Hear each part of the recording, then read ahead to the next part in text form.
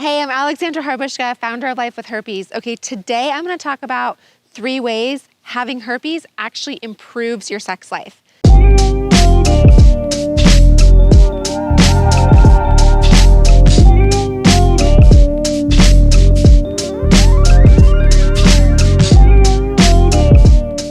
Now, I know sex, herpes, improvement, anything to do that's positive with sex and herpes typically isn't in the same sentence, same page, same paragraph, same anything, right? Because when we're diagnosed with herpes, we're made to believe that we are shameful, we did something wrong, that's why we got this, we're bad people, we deserved this. And not to mention when you're first diagnosed too, I know I was in so much excruciating pain, it was hard to sit, I had to only wear dresses, all that, right? I mean, there's so much shame, guilt, everything associated with it.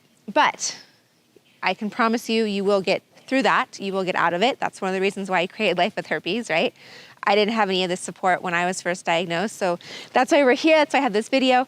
But there are some really important things for you and me and all of us with herpes to look at. So when you are diagnosed, there are some things that are benefits. Number 1, you now have to communicate with your partner or partners that you have herpes.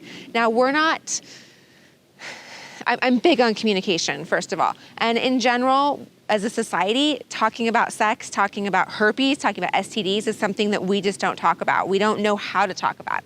And so now that you are forced to talk about it because you do have herpes, it is your obligation, it is your due diligence to tell your partner, you now are getting better at communicating, right? So if you can communicate about herpes, you can communicate about other things. You can communicate about other sexual needs, sexual desires, or anything that has nothing to do with sex, right? You're just better at communicating. Okay, number 2, you get to try new things. So whether this is forced or not, you get to try new things when it comes to sex with your partner. So yes, there are times in my life when I cannot have sex, right? Because I have an outbreak, I don't want to expose my husband to it.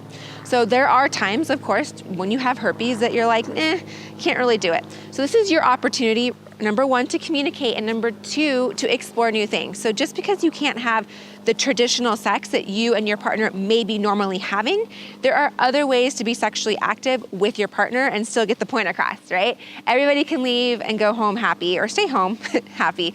So it does kind of force you to get creative, try something new, try something different.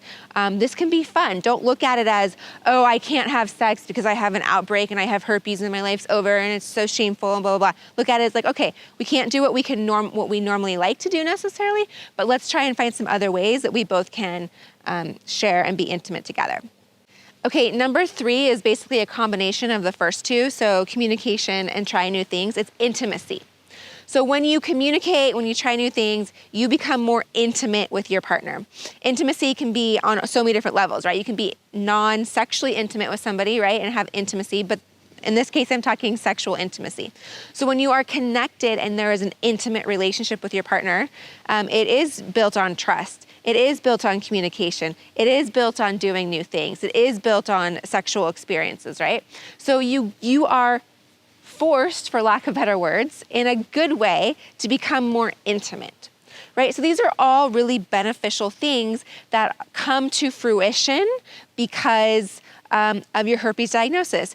Perhaps you may not have tried new things. You may have just been in like your same rhythm of like, this is how we have sex, right? Like this.